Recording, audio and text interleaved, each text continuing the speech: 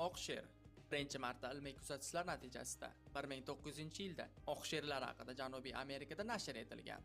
Shundan keyin oq sherlarni kamdan kam hollarda uchratishgan va 1975-yilda Timbabati qo'riqxonasida oq sher bolasini oq sher birinchi marta ilmiy kuzatishlar natijasida 1900-yilda oq sherlar haqida Janubiy Amerikada nashr etilgan.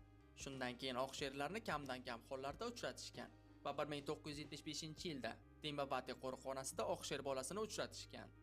Taxminlarga ko'ra, 20 ming yil oldin paleolit davrida oq sherlar yashashgan. Oppoq qorlar bor joyda ularning oq ranglari ov vaqtida maskirovka vazifasini bajargan.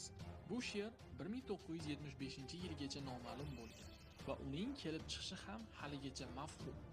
Bu sherlar turi eng qulay bo'lgan hayvonot bog'i, ya'ni Penthouse Suite of Zoo hayvonot bog'iga olib kelinishiga qaramasdan, uning yo'qolib ketishi hali ham yuqori darajada deyiladi xabarlarda.